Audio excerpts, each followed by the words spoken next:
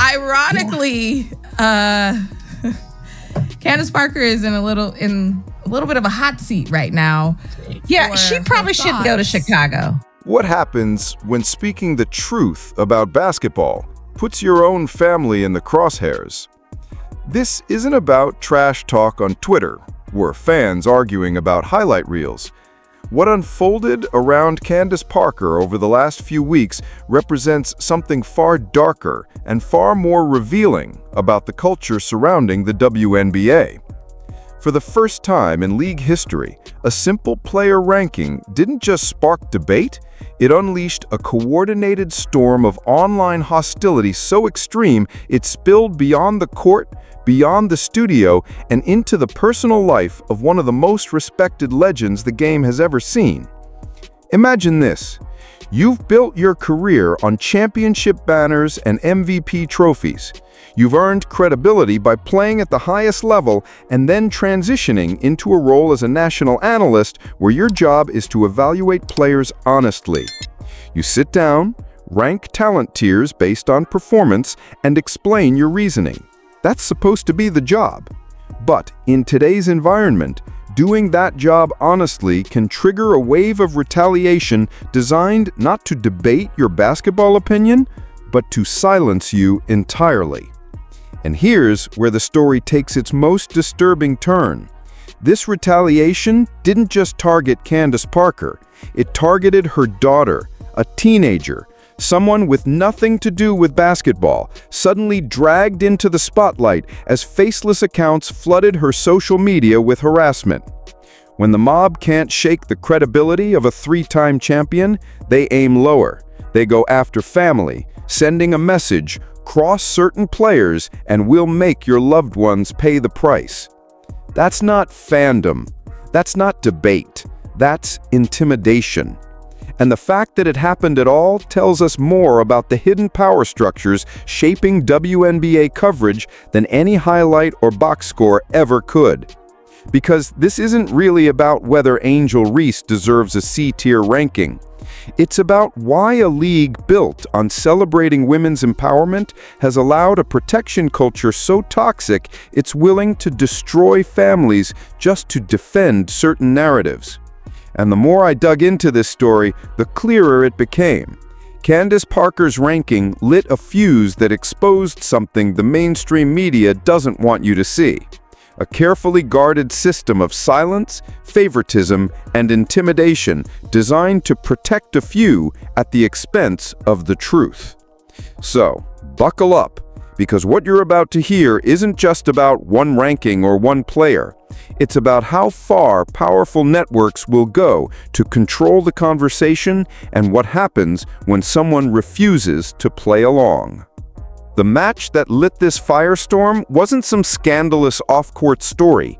It wasn't a leaked video or a feud between teammates. It was a single moment on national television when Candace Parker did the very thing she was hired to do, give an honest basketball evaluation.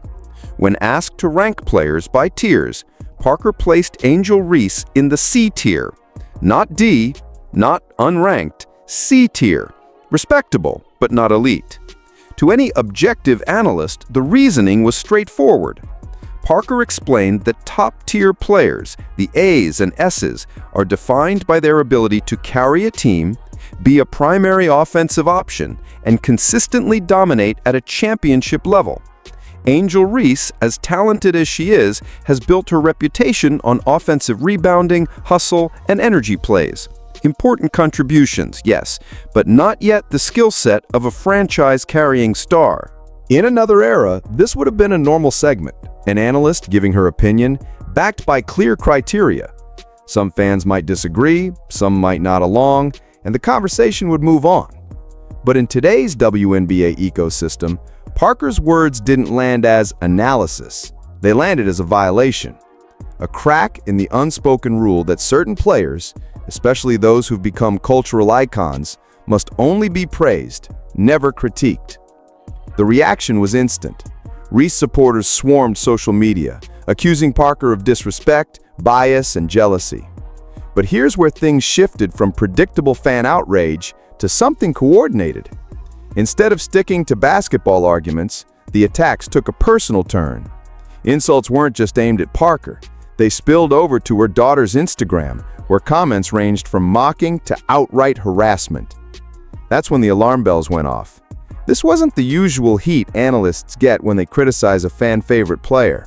The speed, the intensity, and the precision of the backlash suggested something more. A network of protection ready to activate at the first sign of criticism, with one mission: to defend Angel Reese's image at all costs. And here's the irony. By basketball standards, Parker's ranking wasn't even harsh. It wasn't a takedown. It was measured, professional, and explained in detail. But in an environment where equal praise has become the expectation, honesty itself becomes controversial. That moment, Candace Parker saying out loud that Reese is not yet on the same level as players like Caitlin Clark, Breanna Stewart, or A'ja Wilson, was the spark. A spark that didn't just ignite debate, it lit up the entire protection culture that's been simmering under the surface of the WNBA for years. But the story didn't end with a few angry tweets, because what happened next crossed every line of decency, revealing just how far this culture is willing to go to silence a legend. The backlash wasn't just loud, it was calculated. Within hours of Candace Parker placing Angel Reese in the C tier, the reaction machine roared to life. Social media timelines flooded with anger. Hashtags calling Parker a hater and jealous of the new generation trended faster than highlight clips from the actual games. But the energy didn't stop at basketball debate. It escalated fast. The first wave was predictable. Fans arguing statistics, posting clips of Reese's rebounding dominance, insisting Parker was out of touch. That's normal, that's sports. But then came the second wave, the one that exposed how toxic this culture has become. Strangers began swarming the Instagram account of Parker's teenage daughter. Think about that. A child, blindsided, dragged into a fight she had nothing to do with. Her comment section filling with insults, threats, and outright harassment. This wasn't random anger. The digital breadcrumbs tell a different story. The timing of the comments, the repetition of phrases, the sudden appearance of suspicious accounts that had never posted about WNBA basketball before, it looked organized. A coordinated signal sent to Parker. Criticize certain players, and we won't just come for you. We'll come for your family. And here's where the line was crossed. Disagreeing with analysis, that's fair game. Debating tiers, stats, or player impact, that's what sports culture thrives on. But attacking a child to intimidate her mother, that's not fandom. That's weaponized harassment. It's a message designed to scare others into silence. See what happens when you question our favorite? Keep your mouth shut or risk the same treatment. The disturbing part is how effective these tactics can be. Social media thrives on outrage. Personal attacks don't just trend, they multiply. Algorithms push them further. Engagement spikes. Suddenly, the controversy isn't about whether Angel Reese belongs in C tier or B tier. It's about the spectacle of hate amplified by platforms that profit from the clicks. But here's what they missed about Candace Parker. She's not just another media personality looking for clout. She's a 3-time WNBA champion, a 2-time MVP, a future Hall of Famer. Her career has been built on competing under pressure, staring down hostile arenas and proving people wrong. If the goal was to intimidate her into silence, it backfired. Instead of softening her stance, Parker doubled down. She calmly laid out her criteria again. She challenged anyone, fans, analysts, players, to name a single elite star they would rank below Angel Reese. Not one credible response came back. And in that moment, the focus shifted. It wasn't Parker on trial anymore. It was the protection culture itself, exposed for what it really was, a system more interested in shielding narratives than in discussing basketball truth. But the attacks didn't stop there, because once Parker refused to fold, the protection network turned its attention to a bigger stage, mainstream media, and that's where the story explodes into something even more dangerous. Here's the truth no one on TV wants to admit. What happened to Candace Parker wasn't just fan frustration. It looked like part of a much bigger pattern, one that's been quietly shaping WNBA conversations for years. Think about how quickly the backlash escalated. Within hours of her ranking Angel Reese, hashtags started trending, burner accounts popped up in clusters, and her daughter's page was suddenly flooded with comments that all used the same phrasing. That doesn't happen organically. That looks like coordination. And here's where it gets unsettling. Rumors suggest there's a protection network inside the WNBA fan ecosystem, a digital shield designed to protect certain players at all costs. According to online chatter, the way it works is simple. When criticism surfaces, supporters don't argue with facts. They overwhelm the critic. Mass reports, targeted pile-ons, hashtag floods, and, when needed, personal attacks on family. The goal isn't to prove anyone wrong. The goal is to scare everyone else into staying silent. The strangest part, the signals show this isn't just organic fandom. Some of the accounts leading these attacks barely post about basketball at all. Their activity patterns look suspicious, almost automated, amplifying outrage in ways that drown out reasoned discussion. If that sounds familiar, it's because we've seen these tactics in politics, celebrity scandals, even cryptocurrency pump campaigns. And now, they've arrived in women's basketball. So why Angel Reese? Why protect her image so aggressively? Because in today's WNBA, certain players aren't just athletes, they're narratives. Media networks, sponsors, and league officials have invested millions into building them as cultural icons. Criticizing their performance doesn't just challenge a player, it threatens an entire marketing machine. That's why Parker's C-tier ranking felt more than analysis.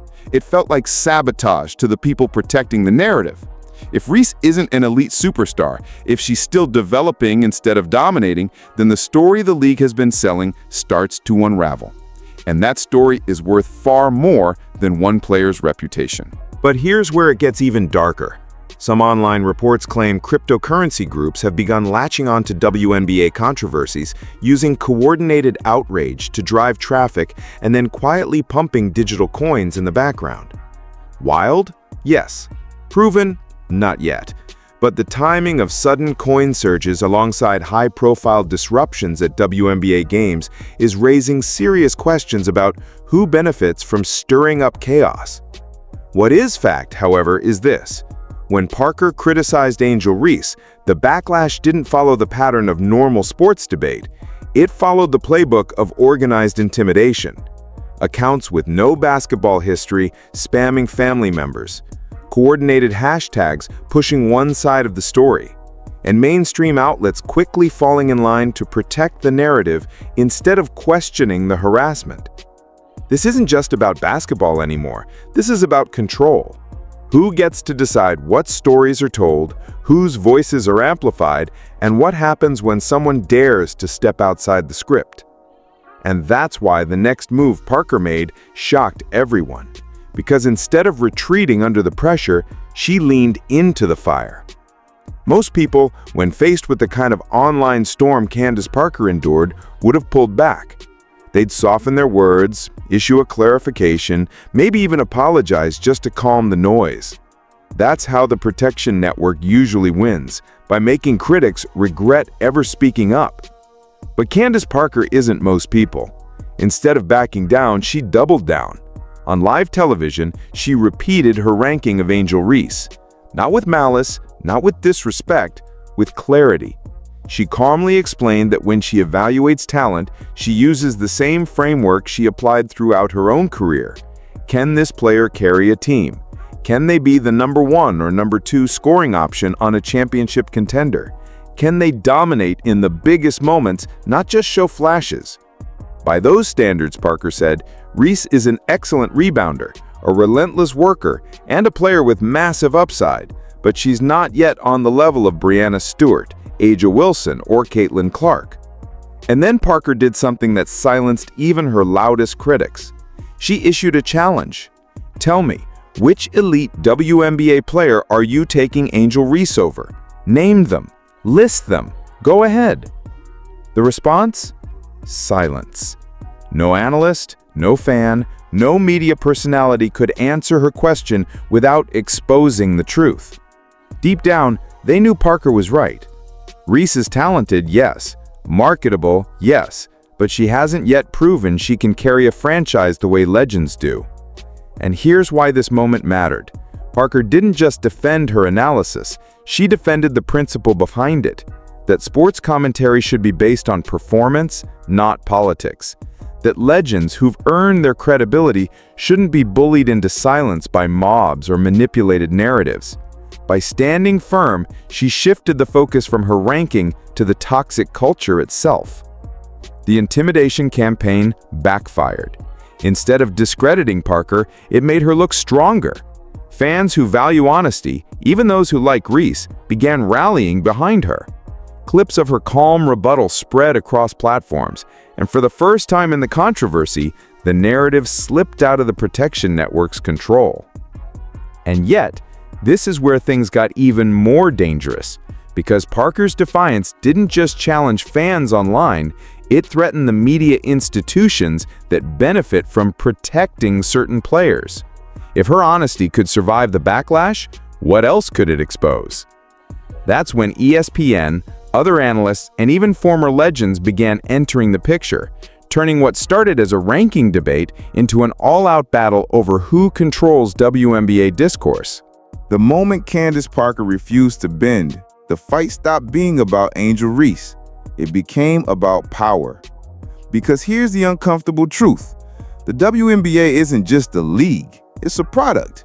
Every highlight reel, every rivalry, every face of the game headline is carefully curated to sell stories that attract sponsors, advertisers, and new fans. And when someone like Parker dares to challenge that story, it doesn't just create controversy, it threatens the machinery that profits from it. Look at how quickly the mainstream media responded. Within days, ESPN segments subtly reframed Parker's comments. Analysts, who usually praise her insight, started questioning her tone. Articles popped up with headlines like "Candace Parker too harsh on young stars." Notice the wording, not debating her facts, but softening the narrative to make her look unreasonable. It's not the first time this has happened. Remember when critics questioned whether Caitlin Clark's hype was overshadowing veterans? Those voices didn't trend, they vanished. Or when players like Angel Wilson openly complained about coverage disparities. The story burned for 48 hours, then mysteriously cooled. But when Parker ranked Reese lower than expected, that story lived on for weeks, fueled by constant commentary. Why? Because it protected the league's golden narrative.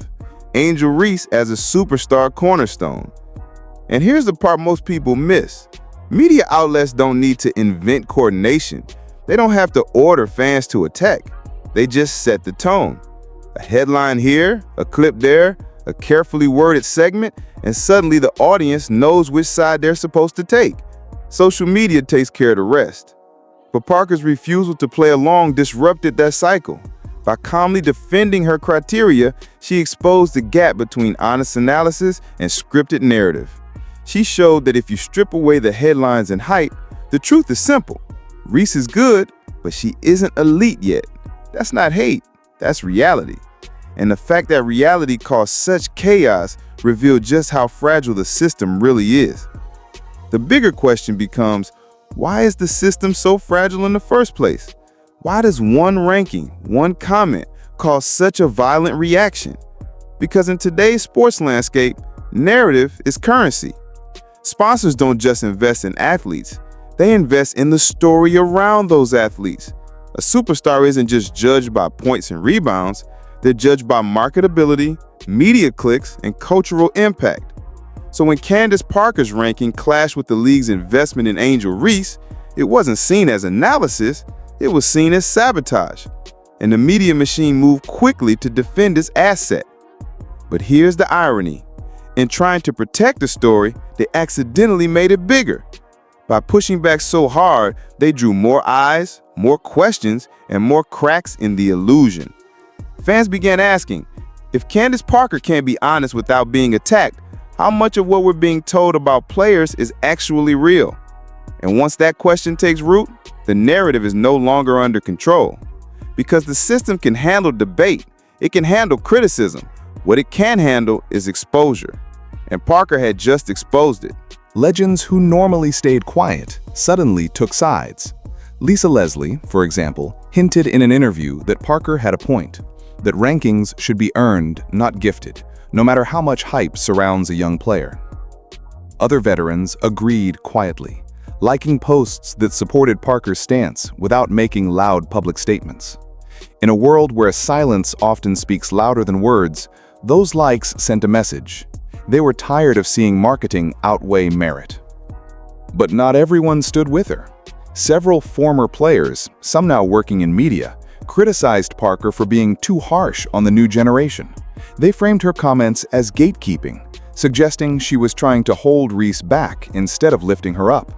To them, the WNBA is still in a fragile growth phase, and any public criticism of its young stars risks slowing the momentum the league has worked so hard to build. Even within current players, the divide was clear. A'ja Wilson subtly supported Parker's right to speak her mind, while others, including some of Reese's teammates, posted cryptic messages that many read as direct shots back at Parker. The locker rooms were buzzing, and for the first time, it wasn't about wins or losses. It was about who controlled the story of women's basketball. And here's why this moment mattered so much. When legends disagree, fans follow. Suddenly, the debate wasn't just Parker versus Reese. It became a community-wide referendum on how the game should be talked about, who gets to critique whom, and whether honesty is more valuable than unity. Some fans cheered Parker as a truth teller, a legend unafraid to cut through hype and say what everyone was thinking. Others painted her as a villain, someone tearing down a rising star instead of protecting the league's future. The split wasn't just online. It showed up in arenas, in podcasts, in pre-game discussions. You could feel it, like an invisible tension hovering over every WNBA broadcast. And that tension did something the league never expected. It made this story bigger than basketball. It wasn't just about rankings anymore. It was about loyalty, authenticity, and the cost of speaking the truth in a system that thrives on silence. The legends were divided. The community was split. And at the center of it all was Candace Parker, a Hall of Famer who suddenly found herself not just commenting on the game, but reshaping how it's talked about forever. For a while, Candace Parker's defiance looked like a victory. She stood her ground, won respect from fans who valued honesty, and exposed the cracks in the media machine. But behind the scenes, things weren't so simple, because when you threaten a system as powerful as narrative control, the pushback doesn't stop at Twitter debates. It gets personal. Almost overnight, subtle shifts began happening. Network producers started limiting her airtime. On panels where Parker once led the conversation, she suddenly found herself being interrupted, redirected, or paired with voices who consistently opposed her. Some fans noticed, calling out how her analysis seemed cut shorter than usual, but most chalked it up to coincidence. Parker knew better. Then came the phone calls. Behind closed doors, league officials and media executives began pressuring her to clarify her comments. They framed it as protecting the league's growth, saying that negativity about young stars could hurt sponsorships and broadcast deals. What they really meant was, fall in line, say what we need you to say. But Parker refused. And that refusal came with a price. And here's where the story takes a darker turn. This wasn't just about Parker's career anymore, it was about her identity. A black woman who had given everything to the game, now being recast as an enemy of progress by the very institutions that once championed her.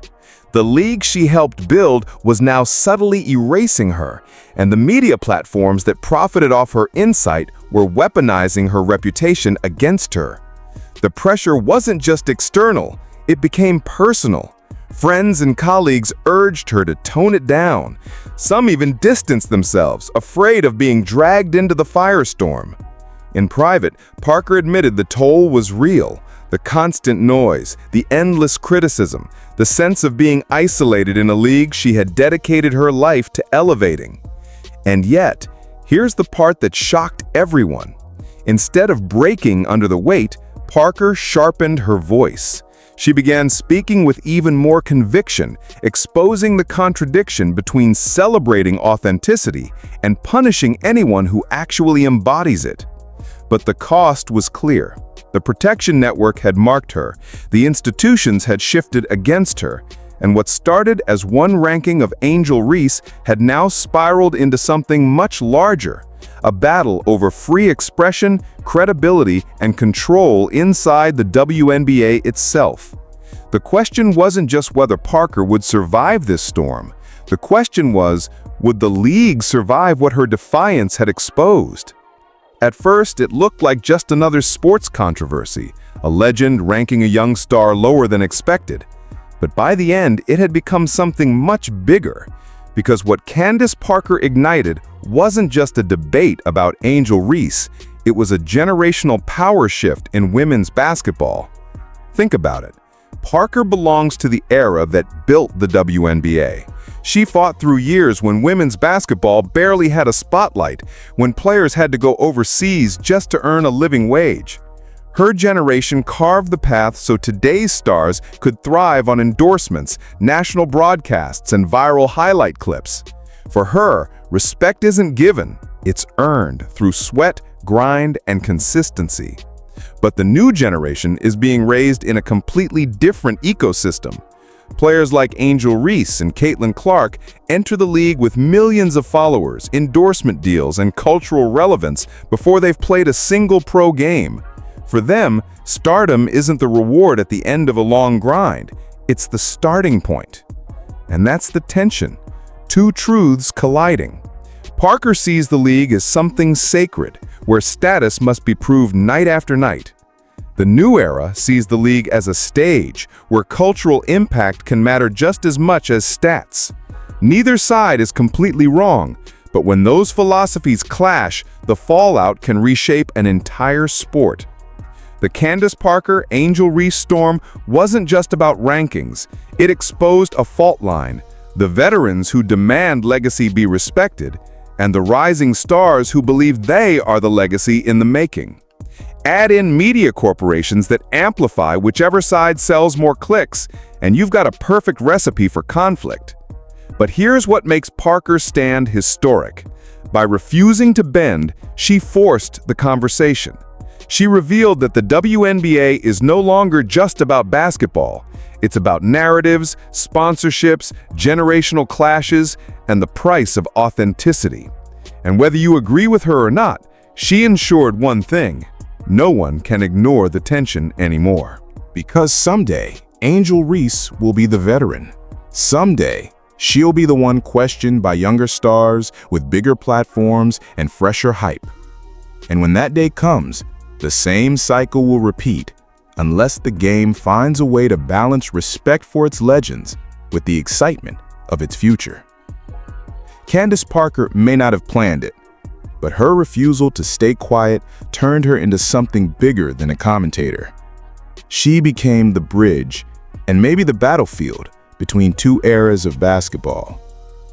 And that leaves us with the question no one can answer yet. Is this conflict tearing the WNBA apart, or is it exactly what the league needs to grow stronger? So when you strip away all the noise, what do we really know? The facts are clear. Candace Parker ranked Angel Reese lower than many expected. That ranking sparked immediate backlash online, with fans, media, and even other players weighing in. The debate escalated into a larger conversation about respect, legacy, and how women's basketball should be judged, not just by stats, but by cultural impact. But then there's the other side, the speculation. Rumors suggest Parker faced quiet pressure from media executives to walk back her words. Some claim her airtime was cut, that behind-the-scenes narratives were weaponized to frame her as bitter or out of touch. Others point to cryptic posts from players and subtle reactions from legends as proof of a bigger rift inside the basketball community. None of that has been officially confirmed. It's the kind of chatter that lives in the gray area, impossible to verify, but impossible to ignore. And maybe that's the most telling part of this entire story. In sports today, the line between fact and speculation is thinner than ever. Fans don't just watch games anymore. They watch narratives being built, spun, and torn apart in real time. Sometimes what's rumored has more impact than what's proven. What's undeniable is this: Candace Parker's comments didn't just spark a debate about one ranking. They forced a spotlight on how the WNBA handles criticism, how media shapes perception, and how different generations of players view the game they share. Whether she was unfairly targeted, bravely honest, or both, the conversation she started is far from over. So the question now isn't whether Parker was right or wrong. The real question is this: in a league where speculation can spread faster than facts, who really controls the story? The players on the court, or the narratives built around them? And maybe that's the truth no one wants to admit.